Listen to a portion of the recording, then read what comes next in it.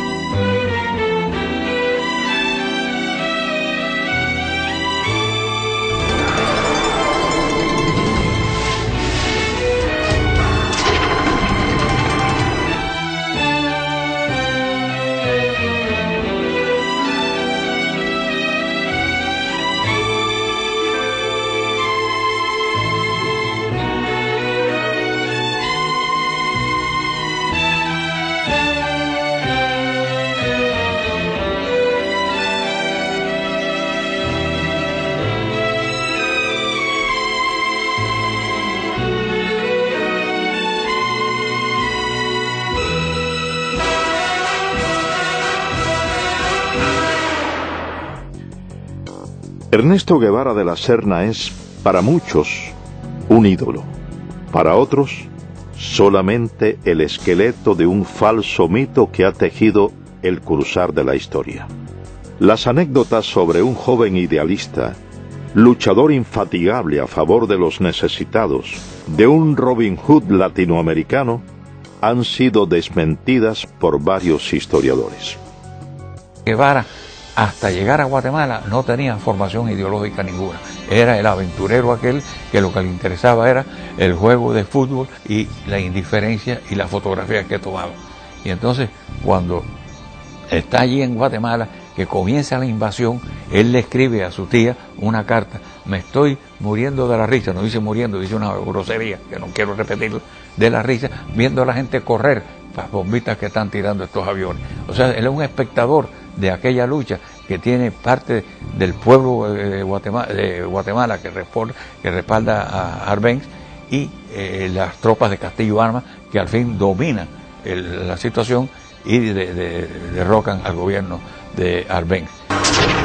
Enrique Ros, historiador e investigador, es autor de una de las más completas obras sobre la vida del guerrillero argentino, Ernesto Guevara, mito o realidad.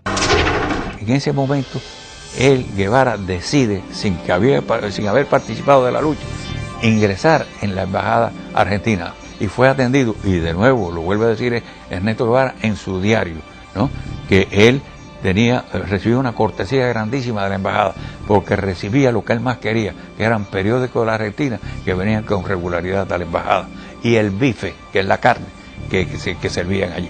Allí ya ha sido a Hilda Gadea. Hilda Gadea es una muchacha peruana y de ideas comunistas. Y es Hilda Gadea quien empieza a formar ideológicamente a Ernesto Guevara y quien lo presenta a una serie de figuras, lo había presentado, del gobierno de Arbenz. Así que ahí es cuando él empieza a formarse. Y ya había ha hecho contacto también a través de Hilda Gadea con Ñico López, que es el primer cubano con quien él hace contacto en Guatemala. Es Ñico, el Flaco López, quien lo recluta y lo presenta al grupo de cubanos exiliados que militaban en el movimiento 26 de julio en Guatemala. De esta forma, Guevara inicia una faceta de revolucionario y posteriormente viaja junto al grupo de cubanos a México. Varios estudios apuntan a que Ernesto Guevara, a su llegada a México, ya tenía definido su carácter de hombre cruel, de ejecutor de sus potenciales enemigos. En carta dirigida a su amiga y exnovia Tita Infante, señala: si se hubieran producido esos fusilamientos, el gobierno hubiera conservado la posibilidad de devolver el golpe, refiriéndose al derrocamiento del gobierno de Jacobo Arbenz en Guatemala. Yo conocí a Guevara a mediados del año 56 en México. Ahí una cafetería, un bar que había ahí por el Zócalo, pegado ahí al Zócalo, que ahí concurrían muchos revolucionarios, ¿no? De distintas tendencias, ¿no? Lázaro Guerra militó en los movimientos revolucionarios cubanos. Marchó a México en calidad de exiliado y fue uno de los sobrevivientes de la expedición del Corintia. A mí el que me lo presenta es Ñico López. Pero al otro día que Ñico López viene, me dice, oye, lo que te presenté fulano, eso no sirve, ¿verdad? No te creas que vaya cualquier cosa, eso no sirve. Él no es como tú y como nosotros y como yo. Este tipo es un tipo maquiavélico, ¿sabes? Y él es que le lleva y trae a Fidel todo el trajín de nosotros. Es un tipo repugnante, ¿no? Fidel llegaba y él decía, iba corriendo, ¿no?, para donde estaba Castro, ¿no? Y Castro, fíjate, le gustaba y le gusta que lo adulen, ¿no? Esa es la persona de él. Sí, él vino a pedirme ayuda. Me dijo que había 11 cubanos durmiendo en el suelo del departamento de María Antonia González. Una pobre mujer en un departamento muy chico y estaban durmiendo en el suelo. Y aquello me tocó el alma. Y le dije, mándame 7 o 8 para acá, yo les haré una comida al día y alojamiento. Orlando de Cárdenas, periodista, fue amigo de Fidel Castro. Vivía en México y fue uno de los principales colaboradores del movimiento 26 de julio en tierras aztecas. A él al principio se le dijo doctor Guevara o Ernesto Guevara, pero cuando vimos que él se hacía burla de nuestra manera de hablar, entonces en represalia ya no le dijimos nunca más Guevara ni Ernesto, le decíamos el Che. Para todo el Che y el Che y el Che, y se le quedó lo del Che, que hasta el mismo Fidel y Raúl le decían el Che. Ya, y se lo decíamos muchas veces con un poco de sorna, como para restregarle en la cara lo que él nos había hecho a nosotros. Nunca nos vio completamente como compañeros. Guevara nunca llegó a intimar totalmente con el grupo de jóvenes revolucionarios cubanos. Cuentan quienes compartieron con él el entrenamiento militar en tierras aztecas que su desprecio hacia los cubanos siempre se hacía sentir. Sentimiento que extendía a los negros y al pueblo mexicano, a quienes constantemente menospreciaba. Llegamos a México el 10 de diciembre de 1955 y Fidel me presentó y me dijo, muchachos, este es el coreano, él va a ser nuestro instructor militar. Miguel Sánchez, el coreano, combatió junto a las tropas estadounidenses en la Guerra de Corea. Fue reclutado por Fidel Castro como instructor militar de los cubanos que se entrenaban en México. Allí en la casa de María Antonia González conocí a Ernesto Guevara de la Serna, que después le decían el Che, todavía le decíamos el Chancho, porque él tenía poca afición por bañarse y siempre tenía un olorcito arriba que olía como a riñón hervido. Al principio quiso entrar en INA y yo lo paré tranquilamente y le dije, yo estoy a cargo del entrenamiento militar, tú no eres más que un soldado. Se me puso a echar una sonrisita y yo le dije, 20 planchas, Ernesto Guevara de la Serna, y dio las 20 planchas. Él despreciaba a los negros. Muchísimas veces tenía problemas con Juan Almeida Bosque, que le decía el negrito, y Juan Almeida se insultaba, y entonces yo dije, mira Juan, tú lo que tienes que decirle cuando te diga el negrito, dile el Chancho porque tú no te bañas. Y así se lo decía Juan Almeida Bosque. Después despreciaba a los indios. Fíjate cómo dijo, la indiada analfabeta de México. El 24 de junio de 1956, un grupo de los presuntos expedicionarios es capturado por las autoridades de migración mexicana. Ernesto Guevara estaba entre ellos. Varios estudios acusan a Guevara de haber sido informante o delator al colaborar con las autoridades por temor a una posible deportación a la Argentina, su tierra natal, a principios de julio de ese año. Juan Almeida Bosque, él me dijo a mí que Ernesto Guevara de la Serna, el Che o el Chancho, había colaborado con la policía cuando nos arrestaron al grupo y lo llevaron a la cárcel migratoria de Miguel Schultz. Y él se había puesto en contacto con las autoridades de México para entregar todas las armas del rancho de Santa Rosa de Chalco.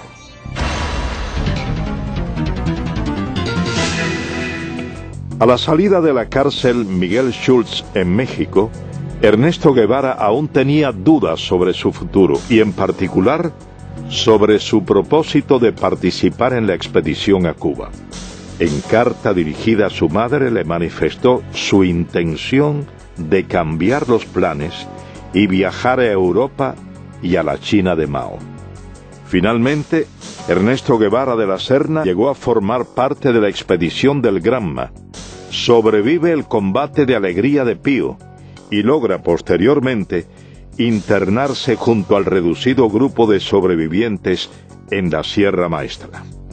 Aproximadamente 2 meses más tarde, en carta fechada enero 28 de 1957, a solo 6 días de haber reconocido matar a un hombre por primera vez en el combate de Llanos del Infierno, Guevara le expresa a su entonces esposa, la peruana Dagadea, quien posteriormente la publicara en su libro Ernesto, la memoria del Che Guevara. Querida vieja, estoy en la manigua cubana, vivo y sediento de sangre. Una vez se coge un guajiro que no estaba, que según los datos, según todo coincidía que él era chivato del ejército, ¿no? Pero no había una seguridad concreta, el tipo nunca confesó. Jaime Costa fue asaltante del cuartel Moncada, expedicionario del yate Granma y comandante del ejército rebelde. Fue enviado por Castro a reagrupar a los miembros del movimiento 26 de julio, exiliados en Centroamérica. Entonces se formó el tribunal y acordamos que no hay una seguridad que él haya sido un delator de una operación. Por lo tanto, no se puede quitarle la vida. Y el Che dice, bueno, si no la quitan ustedes, se la quito yo. Entonces todo el mundo se viene mirando ahí, ¿por qué tú lo vas a matar, chico? Tú ves que tú no eres cubano. Es un cubano. Y no ha confesado que es delator. Y Ramiro dice que no se puede fusilar como presidente de ese tribunal. Y en ese momento, ¿qué más grado tiene? Y entonces él sacó la pistola y lo mató ahí.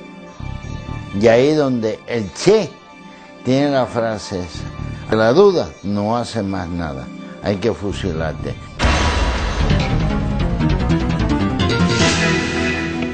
De esta forma, Guevara asesina personalmente a Eutimio Guerra, un campesino que se había unido al ejército rebelde y posteriormente dirige otras ejecuciones en la Sierra Maestra. No había que comer, es que llegamos y acampamos en la finca La Otilia, frente a las minas de Boicito. Luciano Medina fue capitán del ejército rebelde, hombre de confianza y correo de Fidel Castro. Participó en la invasión de Oriente a Occidente bajo las órdenes del comandante Camilo Cienfuegos. Llevábamos 3 días sin comer y el Che Guevara nos mandó que había que buscar un puerco.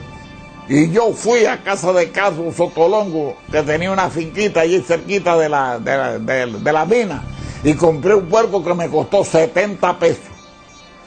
Entonces ya estábamos comiendo allí, toda la tropa estaba comiendo, y entonces llegó un señor y le dijo al Che Guevara: bueno, es que tenemos un chivato, que hay que ver cómo se saca ese hombre de aquí, que se llama Juan Pérez, dueño de la finca Rancho Claro, que es un cosechero de café. Entonces mandaron a buscar el hombre tenía 3 hijos, chiquitos de 4, 5 y 6 años, no tendrían más los chiquitos que tenía allí. Entonces cogieron y lo fusilaron. Y eso nos cayó mal a toda la tropa. Los fusilamientos se generalizaron. Varias investigaciones responsabilizan a Ernesto Guevara por el asesinato de al menos una docena de hombres en la Sierra Maestra, en la gran mayoría de los casos sin tener pruebas incriminatorias. Yo conocí a Ernesto Guevara en la Sierra Maestra en el mes de marzo de 1958, que como corresponsal de guerra de la revista Bohemia fui a entrevistar a Fidel Castro. Agustín Hayes fue periodista de la revista Bohemia. Pasó aproximadamente 2 meses en la Sierra Maestra y como corresponsal de guerra entrevistó a Ernesto Guevara en su campamento. Cuando yo entrevisté a Ernesto Guevara en la Sierra Maestra en marzo del año 1958, entre las cosas que yo observé de él, que tenía una personalidad despótica, dura, cruel. Por ejemplo, le pregunto por su primera esposa, por Gadea, y entonces me dice, bueno, no sé de ella ni me interesa. Entonces le pregunto, bueno, ¿usted es médico? Y entonces, sí, pero a mí no me gusta la medicina. ¿Y qué es lo que le gusta a usted? La economía. Después, con el tiempo, estudiando la personalidad de él, es cuando uno confirma que él tenía esa característica de crueldad y de odiar. Por ejemplo, él escribió cosas como esta: odio a la civilización. América será el teatro de mis aventuras. Huir de todo lo que me molesta. Donde me lleven los acontecimientos. Mi ambición de horizonte y mi fatalismo. Me interesa la nueva China por estar acorde a mis ideas políticas. Yo vivo con ese espíritu anárquico que me hace soñar horizontes. Mis amigos son amigos mientras piensen políticamente como yo. No soy moderado y trataré de no serlo nunca. Asaltaré las barricadas y trincheras, teñiré en sangre mis armas y loco de furia degollaré a cuanto vencido caiga entre mis manos.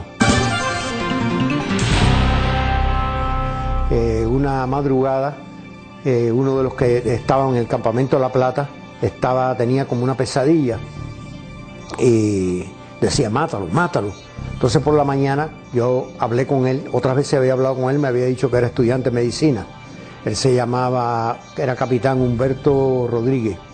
Entonces me dijo que él era el jefe, pelotón de fusilamiento, que allí fusilaban. Entonces me contó una anécdota de eso, de mátalo, mátalo. Era una de las personas que llegó un momento que él dudó y entonces le daban la orden de que tirara y él tiró. Entonces me empezó a contar de que había fusilamiento, que lo mismo fusilaban allí en el campamento de Fidel en La Plata que en el de Che, en la mesa, en la pata de la mesa.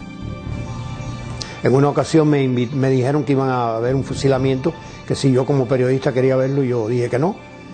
El camarógrafo que estaba conmigo era Guayo, Eduardo Hernández Guayo, y entonces tampoco fue.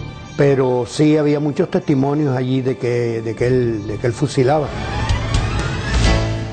Otro de los elementos que caracterizaron a Ernesto Guevara de la Serna fue su inoperancia táctico-militar. A pesar de haber sido nombrado por Fidel Castro como jefe de una de las más importantes columnas guerrilleras, afirman sus compañeros de lucha que Guevara no estaba capacitado militarmente. Yo con la Guevara desde antes de ser comandante, yo en la Sierra Maestra. Yo llegué a la sierra procedente de Costa Rica cuando ya había varios meses de lucha y pues nos relacionamos y me tocó hasta estar bajo las órdenes de él por un tiempito, varias semanas, y lo conocí de cerca. Uber Matos fue comandante del ejército rebelde. Tras el triunfo de la revolución castrista, fue jefe militar de la provincia de Camagüey. Luego de su ruptura con Castro, cumplió 20 años de presidio político. Me confesó en cierta oportunidad que bueno, que él de cuestiones militares no sabía nada. Hay una oportunidad en que yo le digo, me mandaron a tus órdenes, tengo que hacer una línea de fortificaciones, la zona esta está bajo tu mando, dónde hago las fortificaciones, dónde establezco todas las defensas. Y me dice, yo de eso no sé nada, pero hazla por criterio. Pero si tú eres el jefe que vas, la defensa aquí tienes que hacerla de acuerdo con un concepto estratégico, táctico, es decir, tienes que pensar, yo voy a desplegar los hombres aquí, allá, y yo hago las defensas, las líneas de trinchera y los túneles para detener el avance de los tanques y las demás defensas que vamos a cumplir, de acuerdo con el plan tuyo. Dice, yo no tengo ningún plan. Varios textos ponen en entredicho la autenticidad de los diarios de campaña publicados y supuestamente escritos por Ernesto Guevara. Durante el paso de la columna número 8 Ciro Redondo por Camagüey, Guevara y su tropa tienen que huir después de un enfrentamiento con fuerzas del ejército del general Fulgencio Batista, abandonando en el lugar de los hechos toda la correspondencia y los manuscritos del diario de campaña de Guevara en la Sierra Maestra. Datos que, posteriormente, fueron empleados por la policía para arrestar a varios colaboradores del ejército rey. Me dan la orden a las 8 de la noche que me traslade urgente para Camagüey con mi avión y mis pertenencias. Carlos Lazo es piloto aviador. Fue segundo teniente y piloto de enlace del Ejército de la República. Combatió al ejército rebelde. El coronel Dueñas me dice, ¿a qué hora tú puedes volar mañana temprano? Y le explico que a la hora que quiera. Y me dice, bueno, a las 6 vuelo para un lugar que le llaman 4 compañeros. Allí hay un tiroteo entre el ejército, un grupo del ejército, no eran muchos, eran unos 40 soldados de la Guardia Rural. Allí hay 2 muertos por el agente del Che y heridos, y se mandan a correr, dejan 2 camiones. En uno de los camiones tenía toda la correspondencia, todo el diario del Che, el cual yo leí bastante. Hablaba todo el que había cooperado en Camagüey y que la mayoría no cooperaba, que era una provincia completamente latifundista, entre paréntesis, lo ponía así, y comprometía a cantidad de personas, no solo de Camagüey, de otras provincias. Muchos pertenecían, pero muchos, al Partido Comunista del pueblo que ellos hablaban, de Guaymaro, de Baraguá, de Florida, de todos esos lugares. Varias anécdotas y documentos reflejan el carácter despótico de Ernesto Guevara a sus subordinados. Guevara acostumbraba a humillar a los hombres bajo su mando. Yo me incorporo a la columna en un campamento que se llama El Algarrobo. Aquel día, una tarde, nos formaron cuando nosotros llegamos ahí, que veníamos de la zona más al norte de la sierra. Cuando llegamos allí, por la tarde nos formaron, éramos unos 200, 300 hombres, alrededor de eso. Y ahí vino Guevara y nos habló. Eduardo Pérez fue primer teniente del ejército rebelde. Se incorporó en las villas a la columna número 8 Ciro Redondo, que comandaba Ernesto Guevara. A nosotros nos mandan a la zona que va entre Fomento y El Pedrero, en un lugar un poquito más adelante de un lugar que se llama Cipiabo. Empezamos a combatir de acuerdo con las órdenes que teníamos. No nos habían situado todos éramos bisoños ahí, no nos había dado ningún personal experimentado. El primer día, en el primer combate, cuando llevábamos 2 o 3 horas combatiendo, vimos que allí no había posibilidad de resistir, nos retiramos e hicimos una línea de resistencia como 1 kilómetro más atrás. Ahí mandaron a alguna gente experimentada, 4 o 6 gente experimentada, entre ellos Rogelio Acevedo, los mandaron a esa línea de combate y ahí estuvimos combatiendo 3 días continuados. En esos 3 días no recibimos comida, no recibimos nada, y en el tercer día viene Camilo, que traía unas armas de Yaguajay, y vino hasta El Pedrero. Cuando llega Camilo al Pedrero, los otros que están allí, nadie se atreve a mandarnos nada de comer. Cuando llega Camilo, allí al Pedrero, el Che no está, y Camilo empieza a preguntarle cómo está la situación. Y Camilo dice, pero ven acá, y a estos hombres, ¿por qué no le mandan comida? No, porque el Che dice que no, porque se tuvieron que retirar de la primera posición que tenía. Dice Camilo, no, pero que los mate a tiro, que los mate el ejército, pero ¿cómo los va a matar de hambre el argentino este? No. Y esa tarde nos llegó a nosotros cajas de malta, salchichones, cajas de galletas, y pudimos comer esa tarde después de 3 días. La primera misión de Ernesto Guevara tras su llegada a las villas fue tomar el control de la zona hasta ese entonces en manos de los guerrilleros que operaban en el Segundo Frente Nacional del Escambray. Guevara realiza su primer contacto con los miembros del Directorio Revolucionario Estudiantil 13 de marzo y aprovecha la reunión para dejar en claro su posición de hombre fuerte y sin escrúpulos, al asesinar durante ese primer encuentro a 2 campesinos acusados de ser chivatos. Guevara llega a las villas. Él tenía un interés especial en hablar con nosotros, quizás por la aureola que representaba que los grupos nuestros estaban formados por gentes estudiantes, pichones intelectuales algunos. Roberto Bismarck fue capitán del Ejército Rebelde, miembro del Segundo Frente Nacional del Escambray, participó en el primer encuentro conocido como el Pacto o Reunión del Pedrero. Fuimos a la reunión aquella, una reunión que tuvo lugar en el Pedrero, una zona del campamento de nosotros, y allí lo conocimos. Lo conocimos como podíamos conocer a cualquier otro. Y estuvimos conversando quizá un periodo quizá de unas 4 o 5 horas. Ese fue el contacto mío y de nosotros con este personaje. Pensamos que este hombre no tenía ninguna intención idealista ni remotamente. Por ejemplo, un hecho que resultó bastante chocante para mi persona.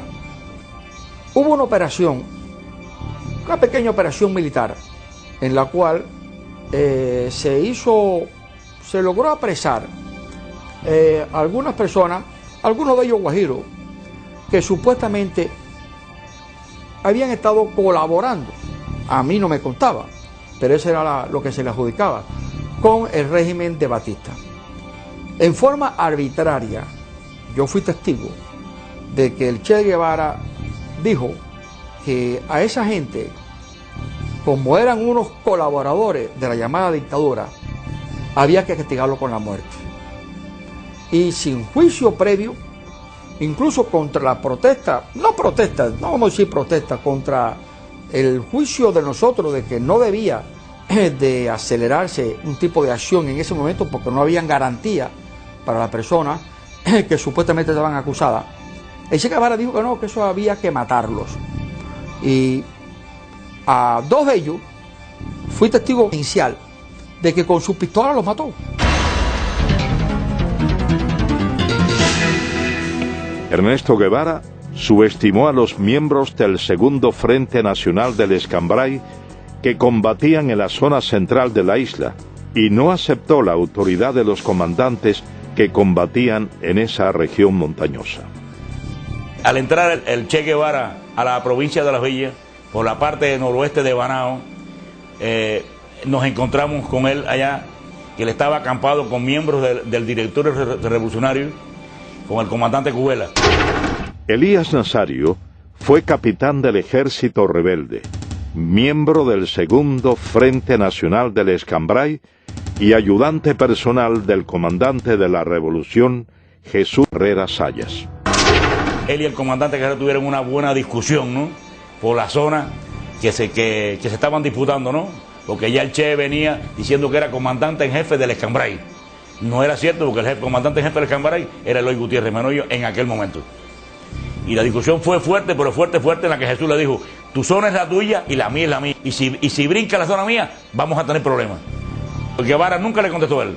Agachó su cabeza y dejó escapar, vaya, Y entonces intervino en esa discusión el comandante Armando Acosta Cordero, estaba el comandante Ramiro Valdés, el capitán Olo Pantoja, cuando era capitán.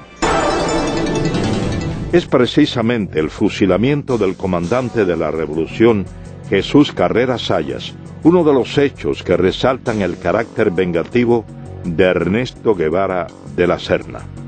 Ernesto Guevara, dado por Fidel Castro a la sierra del Escambray para quizás evitar que el segundo frente dividiera la isla en dos mitades. Armando Fleites, médico, fue comandante del ejército rebelde y uno de los fundadores del Segundo Frente Nacional del Escambray. El Segundo Frente Nacional del Escambray envió como oficial para las primeras conversaciones con Ernesto Guevara al comandante Jesús Carrera. Jesús Carrera, cumpliendo los acuerdos del Segundo Frente, le dio unas cartas y se creó una situación quizás desde ese momento antagónica y difícil entre Guevara y Jesús Carrera. El resultante de esa situación, en el transcurso del año que pasó, pues se fue acentuando la situación personal y nosotros, yo personalmente y unos cuantos oficiales más del Segundo Frente, en la cabaña, le planteamos que si era tanto, no había que hablar mucho, que nosotros nos enviaríamos a buscar y que en un duelo, en una forma frontal, se dilucidaran esas situaciones. Entonces dijo que no tenía intenciones en tener un duelo ni tener una cosa con Carrera. Entonces dijimos, bueno, si es esa situación, pues ya vamos a dar este episodio por terminado, ¿no? Y sin embargo, por órdenes del Che Guevara con Fidel Castro, es que prenden a Jesús Carrera. Y más tarde Jesús Carrera es fusilado, precisamente, por la persecución y por la venganza, el odio, el resentimiento y la cosa de personalidad. No quiso dilucidar como dilucidan los hombres en un frente de combate o en un duelo, sino veló la oportunidad y por la espalda lo lleva, tenía todo el poder y por la espalda le cuesta la vida. Entre las hazañas injustamente atribuidas a Ernesto Guevara de la Serna está la toma en la ciudad de Santa Clara de un supuesto tren blindado. Varios de los protagonistas de ese hecho contradicen lo expuesto por el régimen castrista y manifiestan que todo lo orquestado, más que una proeza militar, fue una traición a una negociación ya acordada por el Segundo Frente Nacional del Escambray con del ejército de Batista. El tren blindado fue una acción de traición del Che Guevara al Segundo Frente Nacional del Escambray. Lázaro Asensio, abogado y periodista, fue comandante del ejército rebelde y miembro del Segundo Frente Nacional del Escambray. Las tropas nuestras estaban peleando en la zona de Manicaragua y de Cumanayagua. Y el señor Cuso Gómez fue para venir a avisarme de que el tren blindado, el famoso tren blindado, estaba dispuesto a entregarse a el Segundo Frente Nacional del Escambray. Las condiciones eran muy sencillas. El tren blindado, los elementos del tren blindado, los soldados del tren blindado iban a entrar por la zona del acueducto de Santa Clara y allí nos iban a entregar las armas con el compromiso de que ellos se quedaban allí sin pelear contra sus compañeros. Pero por filtraciones que sucedieron, el Che se entera de esa posibilidad y entonces, ¿qué es lo que hacen ellos? Atacan al tren blindado antes que darle la oportunidad que el tren blindado se entregara a nosotros y ahí se produce el ataque de Santa Clara. Es precisamente a raíz de la entrada a la ciudad de Santa Clara de la columna número 8 Ciro Redondo, comandada por Ernesto Guevara, cuando comienzan las ejecuciones indiscriminadas, tal y como había ocurrido en la Sierra Maestra. Guevara ordena, sin la realización de procesos judiciales, el fusilamiento de varias decenas de personas, supuestamente acusadas de haber cometido crímenes o de ser delatores del depuesto régimen. El primero que entra en Santa Clara, la ciudad estoy hablando, es el Che. Y Félix Torres, un viejo comunista de las villas, le va a decir al Che quién eran los chivatos de Batista. Y el Che, sin más ni menos, los va cogiendo, sin interrogar y los va matando. En eso entra el segundo que entra en Santa Clara, es Camilo. Y entonces Camilo tiene una expresión, coño, pero aquí se han bañado en vez de con agua, con sangre, porque donde quiera hay un muerto tirado en una esquina. Han acabado con este pueblo.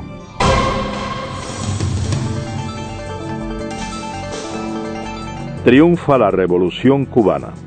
Ernesto Guevara es nombrado jefe de la fortaleza militar de La Cabaña.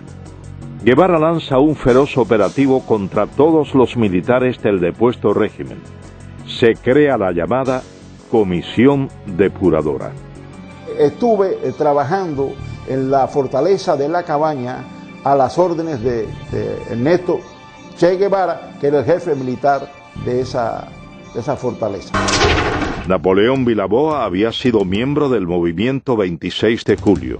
En enero de 1959 comenzó a trabajar en la llamada Comisión Depuradora en la fortaleza de La Cabaña, bajo las órdenes de Ernesto Guevara. La Comisión Depuradora es un organismo que se crea, lo crea el gobierno de Fidel Castro con el pretexto de depurar las Fuerzas Armadas en Cuba. Claro, el fin de esto era implantar el terror revolucionario en Cuba mediante los fusilamientos. Esos fusilamientos eran una cosa arbitraria, porque los infelices que llevaban allí ya estaban previamente sentenciados a muerte.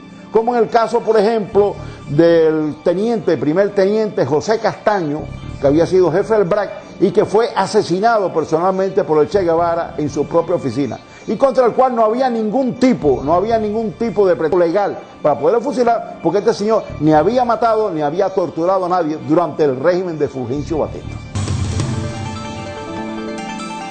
Mi padre fue asesinado por Ernesto Guevara el 7 de marzo de 1959. La razón por la cual Ernesto Guevara mata a mi padre es por la razón de que mi padre tenía un extenso conocimiento sobre las actividades comunistas en Cuba. Desde hacía 2 o 3 años, mi padre era el segundo jefe, primeramente del Servicio de Inteligencia Militar y después del BRAC, que era el Buró de Represión de Actividades Anticomunistas. Mi padre poseía uno de los mejores archivos de todo el sistema comunista que funcionaba en aquel entonces en todo Centro y Suramérica. Las condiciones en las que fue asesinado, él estaba preso en La Cabaña desde hacía aproximadamente 3 meses, y cuando llegó el juicio, que se hizo el 6 de marzo, se hizo un juicio que prácticamente no tenía sentido.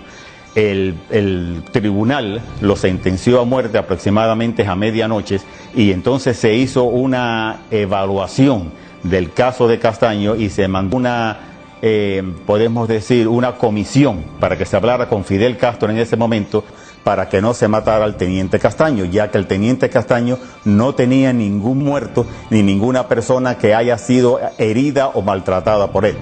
Cuando Fidel se comunicó con Ernesto Guevara le dijo que ya era muy tarde, que la orden ya había sido hecha por él, y él en su despacho primeramente lo interrogó, lo maltrataron físicamente, y como no se podían poner de acuerdo de ninguna forma, el Che Guevara, dándole una vuelta a la oficina con su pistola, le dio 2 balazos en la cabeza. A Ernesto Guevara se le atribuye el fusilamiento de varios centenares de hombres, en su mayoría miembros del antiguo régimen, durante los aproximadamente 4 meses que estuvo al frente de la fortaleza militar de La Cabaña. El Che tenía solamente una divisa: ustedes están aquí para pasar los expedientes rápido. La comisión está trabajando muy lentamente y nosotros tenemos que ir juzgando a estos criminales lo más rápido posible. José Vilasuso, abogado, comenzó a trabajar en enero de 1959 bajo las órdenes de Ernesto Guevara como instructor de expedientes en la llamada Comisión Depuradora. Me llamó la atención la forma como él me adoctrina, ¿verdad? La forma como él me dice lo que tiene que ser mi trabajo. Dice, mira, aquí esto es un tribunal muy sencillo, todo lo que ustedes tienen que hacer es instruir los expedientes. El oficial investigador siempre tiene la razón, siempre dice la verdad. O sea, no tenemos más que aceptar, acogernos a lo que él dice en el informe. Tú vas a organizar, vas a instruir tus expedientes y después los pasas al Ministerio Fiscal. O sea, la labor es bien sencilla, es una labor de profesional, pero muy limitada. Esas fueron más o menos sus palabras, es la idea. Dice, de luego, pues se me echó así para atrás, ¿no? Sonriente. Y me dice, aquí vas a ver cosas muy sabrosas, ¿sabes? Guardé silencio y al día siguiente comencé a trabajar.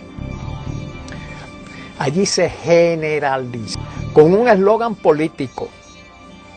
Son asesinos, son criminales, pertenecen a una dictadura, tienen que ser ajusticiados. Eran hombres que no vamos ahora a juzgarlos, ¿verdad? Pero no nos correspondía a nosotros ejecutarlos. Yo preparando la sentencia y él pues dirigiendo el paredón. Fui al paredón.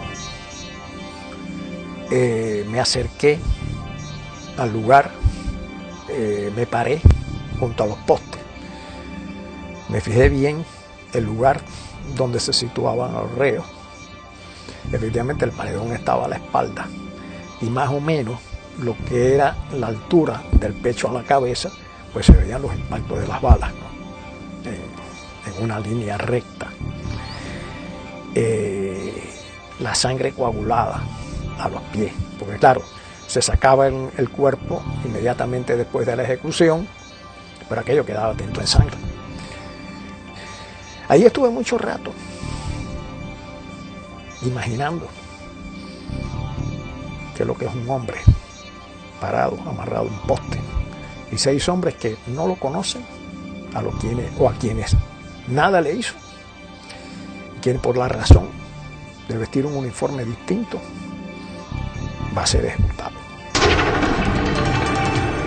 Sin la presencia de pruebas incriminatorias, sin la posibilidad del ejercicio de una defensa justa, cientos de hombres fueron condenados a la pena de muerte por fusilamiento mediante sentencias preestablecidas en los denominados juicios sumarísimos.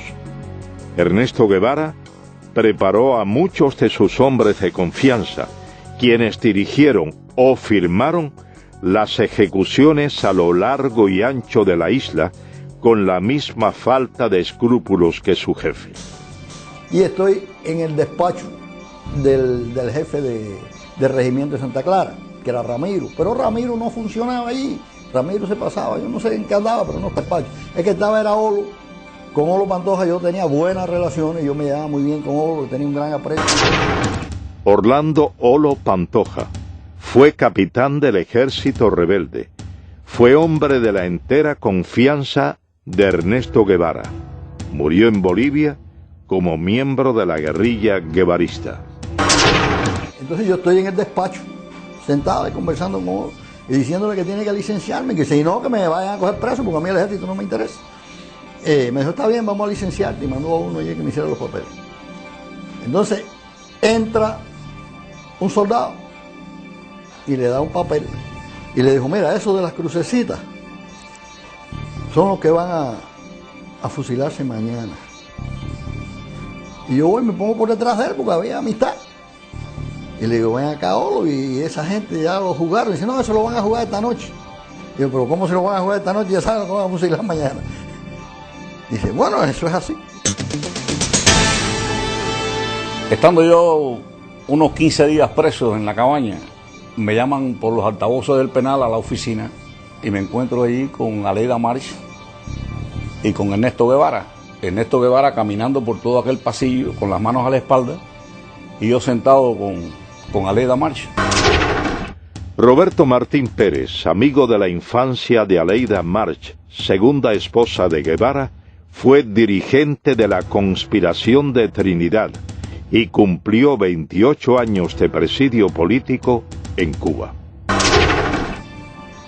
Y de buenas a primeras ese individuo se me para enfrente y me dice, a ti hay que fusilarte. Yo tenía antecedentes de que Ernesto Guevara en muchas ocasiones anteriores había sacado a los hombres de ahí presos y los había fusilado sin un previo juicio. Así que no me extraño nada de esta bravuconada de este hombre. En las gestiones que estábamos haciendo para tratar de salvar a mi hermano antes del juicio final, yo había ido a a la cabaña con el ingeniero Viamonte, que trabajaba conmigo en la compañía de electricidad, a ver a Guevara, ya que él había estado alzado con él en la sierra. Entonces Guevara lo recibió muy bien, allá con las patas encaramadas arriba de un escritorio, sin zapatos, rascándose los chicotes ahí como si fuera no sé ni qué. A mí me causó muy mala impresión. Vi la cara de hipócrita, de sinvergüenza que tenía, desde luego. Entonces el ingeniero empezó a explicar. Y él le dijo, no, aquí no hay toalla para nadie. Dijo, no es cuestión de que están cometiendo un error. La revolución está cometiendo un error y es un inocente, muchacho joven. Y no. Él vestía el uniforme de Batista, decía. El uniforme azul de Batista, que no era de Batista, era de la República. Pero no hay toalla para nadie. Casi que nos botó de allí, desde luego. Y se dirigió a uno que tenía al lado y le dijo, oye, encarga tres cajas más que estos van para allá.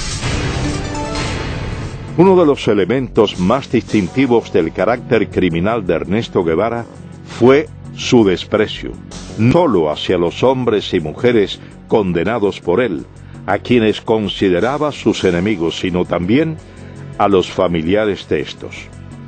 Este incidente durante un día de visitas a los prisioneros en la fortaleza militar de la Cabaña da prueba de ello. Aquella parte estaba lleno de mujeres, unas que iban a ver a los esposos, otras a los hijos, otras a los hermanos. Y entonces en eso abrieron la puerta de atrás y todas las mujeres se arrimaron a ver el que saliera una máquina. Entonces las mujeres todas rodearon la máquina y empezaron a decirle que qué pasaba, que por favor que los dejara entrar a ver a sus familiares, que hacía días que no lo veían, que le llevaban comida y le llevábamos de todo. Y entonces él eso sí nos miró con una cara de estúpido y nos dijo, están castigados y hoy no hay visita para nadie. Al decir eso todas las mujeres empezaron a gritar y empezaron a coger y a darle por un lado y por el otro y por el otro y lo movían todo. El chofer le dijo, sube a la ventanilla, y él eso sí lo subió y entonces llamó por teléfono y vino una patrulla de soldados de esos con una fusta y a todo el mundo le empezó a dar. Tras aproximadamente 4 meses al frente de la fortaleza militar de la Cabaña, Ernesto Guevara ocupó varios cargos durante el comienzo de la Revolución Cubana. Primero, fue presidente del Banco Nacional de Cuba y posteriormente ministro de Industrias. En todos estos, primó su incapacidad profesional y una constante: sembrar el terror como base o medio para el sometimiento. Yo conocí a Ernesto Guevara en el año 1959, cuando Felipe Paso, que con la revolución lo nombraron presidente del Banco Nacional, me citó para diseñar lo que hoy es el Hospital Ifigenia Mejeira, ¿no? Nicolás Quintana, arquitecto, fue designado para diseñar el edificio del Banco Nacional de Cuba, posteriormente transformado en el Hospital Hermanos Almejeira. Cuando Ernesto Guevara sustituye a Pasos en el Banco Nacional, lo primero que hace, como que éramos los arquitectos del edificio, nos invita a mi socio Miguel Ángel Moenque y a mí. Yo me encuentro a este señor en el despacho donde yo había ido, ¿no? Cuando Felipe estaba, con los pies arriba de las mesas, una bota se la había quitado, las medias estaban rotas y me acuerdo todavía como si fuera hoy los dedos que se meneaban, ¿no? Y a mí aquello me pareció una cosa kafkiana, ¿no? Porque me pareció increíble que el presidente del Banco Nacional de Cuba fuera ese personaje que estaba sentado allí.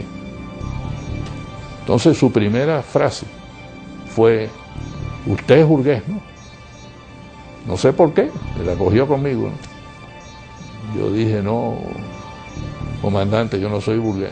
Ah, ahora usted es revolucionario. No, yo no soy revolucionario. Burgués era mi bodeguero. Yo soy gran burgués. Nací con una cuchara de plata en la boca y me he pasado la mitad de mi vida trabajando para ayudar a los que nacieron sin ella. Por lo tanto, tengo la moral para poder hablar. La respuesta fue, usted tiene 3 alternativas, y me metió los dedos en los ojos. Una alternativa es que usted se va de Cuba. La segunda alternativa son 30 años. Fíjate con la facilidad, ¿no?, que este señor disponía de la vida de la gente. Y la tercera alternativa, como usted es gran burgués, es el paredón de fusilamiento. Me dicen, óigame, el comandante Guevara ha llamado y dice que quiere que el ministro vaya a verlo al Tribunal de Cuentas. José M. Illán, economista, fue subsecretario y miembro del primer gabinete ministerial de la Revolución Castrista en 1959. Y me dicen, bueno, mire, yo estoy aquí reunido con la Asamblea de los Cultivadores del Tabaco. Nosotros le decíamos los tabaqueros. Y ellos tienen un problema grave. Ellos no pueden pagar los impuestos. Hay que suprimir ese impuesto que ellos tienen que pagar. En ese momento yo me olvidé de que era el comandante Guevara y de que era comandante de la revolución y que era un tipo de tira-tira y que estaba matando gente en la cabaña, y simplemente actué como el profesional que era. En todo el tiempo que estuve frente a ese caballero, en ningún momento me insinuó que nos sentáramos a hablar. En ningún momento movió su mano y yo tampoco la mía para estrechar mi diestra. Y su desplante era absoluto ante un civil, un cubano más, que venía aquí y que se había atrevido a decirle que no a lo que él había propuesto. Pero como él no sabía de lo que estaba hablando, era la técnica que muchos de ellos usaban y la gente por miedo no se le enfrentaba. Yo estuve involucrado con Frank País en la lucha contra Batista y durante esa lucha conocí al Che Guevara. José Pepín Pujols fue miembro del movimiento 26 de julio.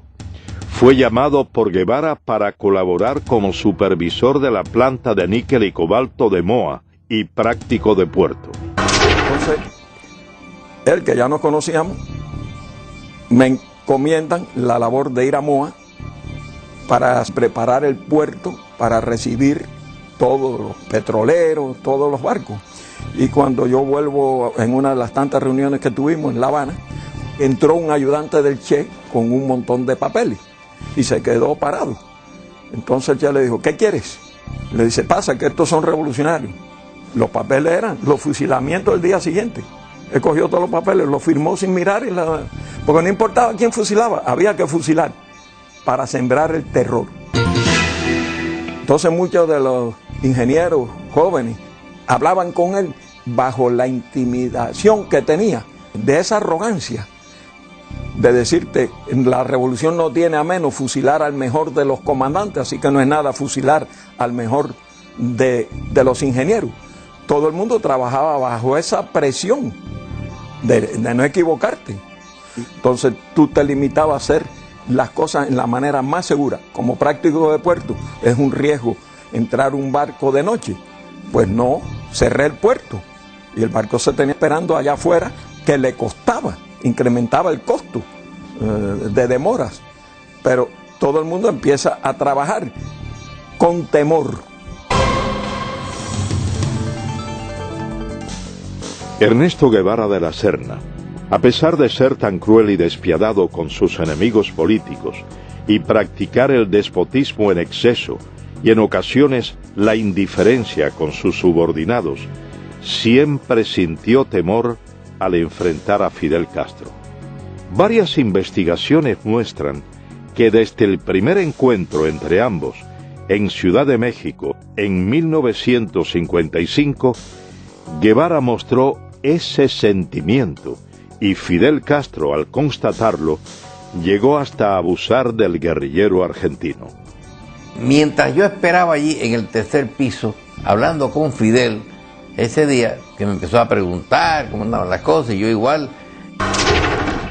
José Ignacio Rasco, abogado, compañero de Fidel Castro durante 11 años de la etapa estudiantil, fue llamado por colaborar con la revolución en el año del triunfo insurreccional. Y en eso llega el Che Guevara, y el Che Guevara le dice algo a Fidel, que había que proteger a un señor que estaba acusado de que podía traicionar a la causa revolucionaria y que había que fusilarlo.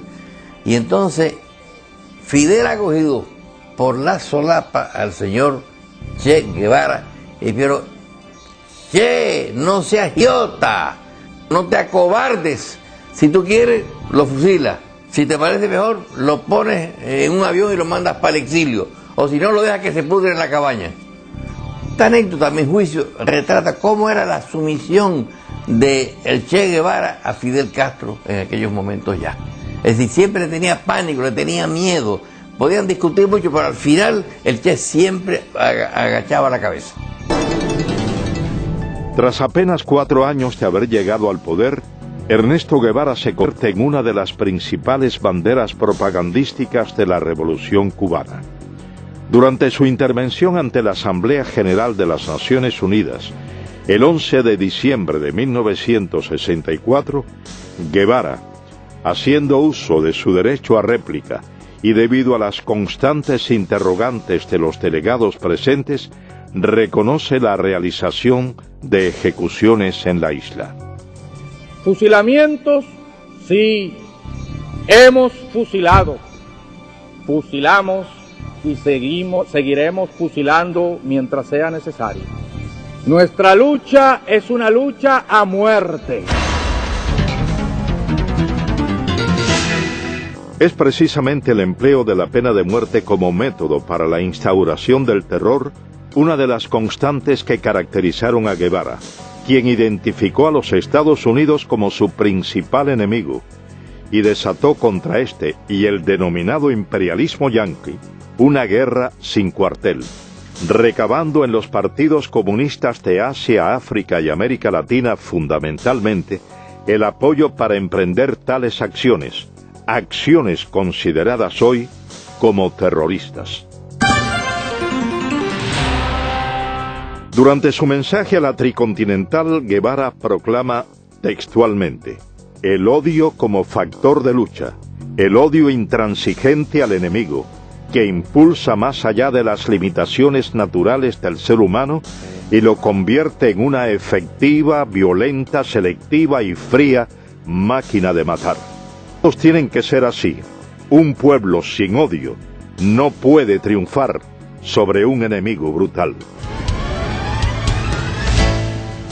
Seguidamente, Ernesto Guevara expresa una frase considerada por varios investigadores como uno de los fundamentos del terrorismo moderno. Hay que llevar la guerra hasta donde el enemigo la lleve, a su casa, a sus lugares de diversión, hacerla total. Hay que impedirle tener un minuto de tranquilidad, un minuto de sosiego fuera de sus cuarteles, y aun dentro de los mismos, atacarlo donde quiera que se encuentre, hacerlo sentir una fiera acosada por cada lugar que transite.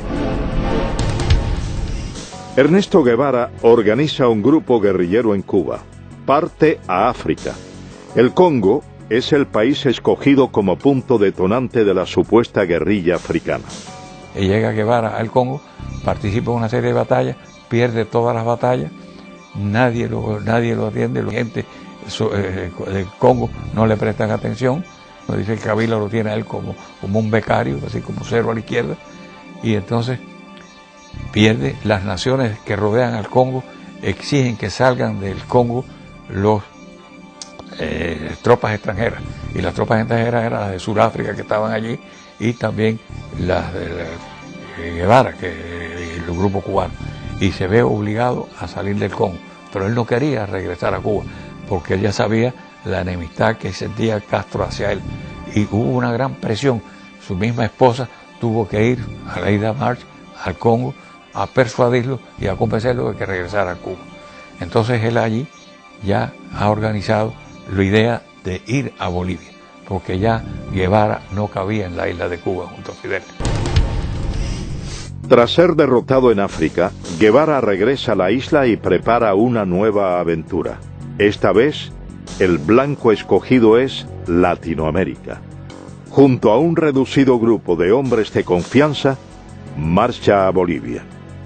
El 31 de diciembre de 1966 se produce, muy cercano a la finca Ñancauazú en Bolivia, el histórico encuentro entre Ernesto Guevara de la Serna y Mario Monge Molina, secretario general del Partido Comunista Boliviano.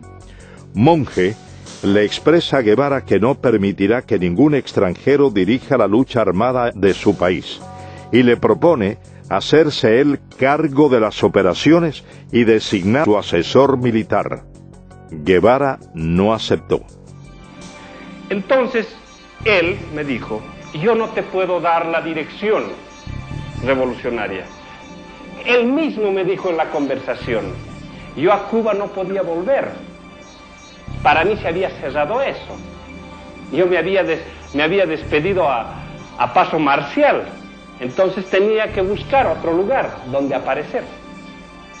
Y Bolivia se presentaba las condiciones por algunas cosas que ellos llevaban y por el hecho de que nosotros vamos en proceso de preparación que ellos lo conocían. Han de encontrar un lugar donde exista un compromiso del Partido Comunista o de cualquier dirigente individualmente para colaborar con la guerrilla del Che en el país. No hay.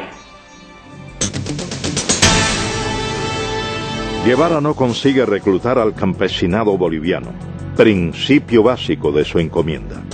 Y según los historiadores, desconoce totalmente las necesidades de estos, llegando a prometerles la propiedad de las tierras que trabajaban, desconociendo que en la localidad de Ucareña se había firmado en agosto de 1953 la ley de la reforma agraria boliviana.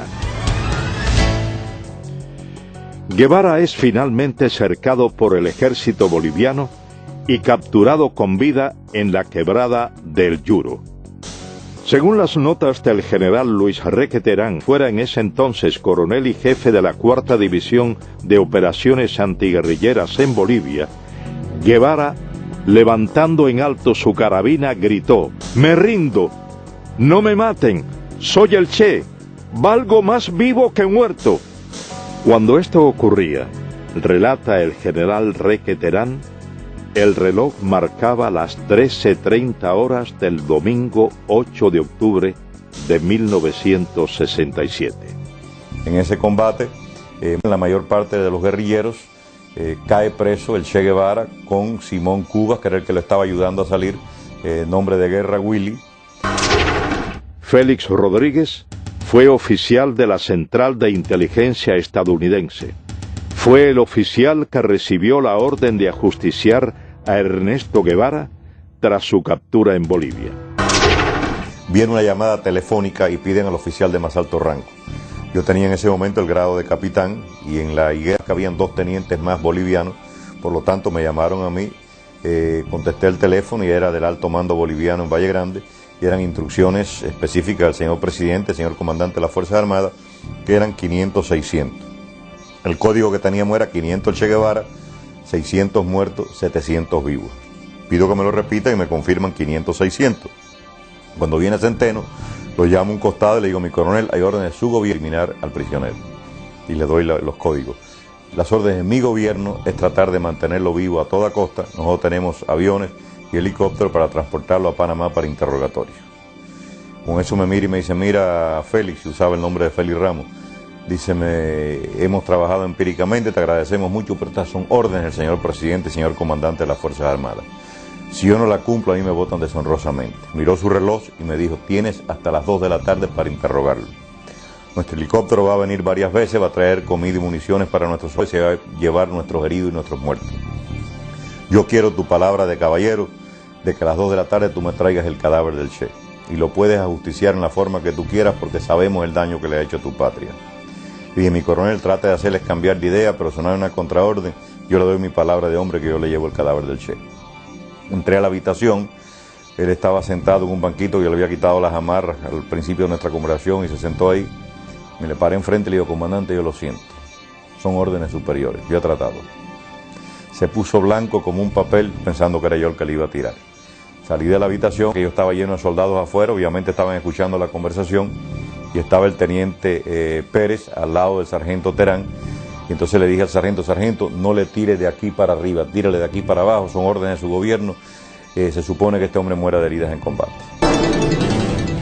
El sargento Mario Terán cumplió las órdenes transmitidas a Félix Rodríguez desde La Paz. Con la muerte de Ernesto Guevara quedó desarticulado el foco guerrillero. 5 hombres pudieron escapar con vida. 2 bolivianos, muertos 2 años más tarde, y 3 cubanos. Y yo me considero engañado por el Che Guevara, porque el mismo amor que sentíamos y respeto por Fidel Castro lo sentíamos por el Che. Yo nunca hubiera querido que me hubiesen preguntado a cuál de los dos quería más, porque no sabría dar la respuesta. Y creo que todos los que estaban a mi alrededor así lo sentían. Dariel Alarcón Benigno fue capitán del ejército rebelde. Llegó a ser coronopas especiales en Cuba. Participó junto a Guevara en las guerrillas de la Sierra Maestra y en las insurgencias de El Congo y Bolivia. En la mayoría del pequeño grupo que habíamos allí, cubanos, todos habíamos pasado academias militares y que estábamos preparados ya militarmente. Yo, que era uno de los más brutos, ya podía dirigir una división. Pinares, que era un comandante, que mandaba ejército. Gustavo Machín, otro comandante. Bilbacún, comandante. Todos éramos reclutas. Ninguno podíamos tomar la decisión aún ni de situar una posta. Éramos nulos. Entonces, ¿por qué no aprovechó nuestra capacidad militar? Yo se la demostré, porque yo fui el ametralladorista, fui el explorador, fui el punto de vanguardia, pero después que quedamos, el día 8 de octubre, que quedamos 6, yo saqué 5 hombres hasta la frontera, con Chile, después de caminar 3.500 kilómetros, con 3 divisiones del ejército persiguiéndome día y noche. Y le hice más baja al ejército que cuando éramos el grupo completo. Rompimos 14 cercos al ejército y perdí un hombre, pero atravesamos la selva y atravesamos el altiplano y salimos a Chile. Por eso yo digo que hubo una falta en él y fue el de no darnos a nosotros la participación que tenía que darnos, no darnos a nosotros el derecho a decir las cosas internas de la guerrilla. Él las pensaba, él las elaboraba y él nos las transmitía. Y lo que él dijera, él era lo que había que hacer. Nosotros no teníamos ni voz ni voto.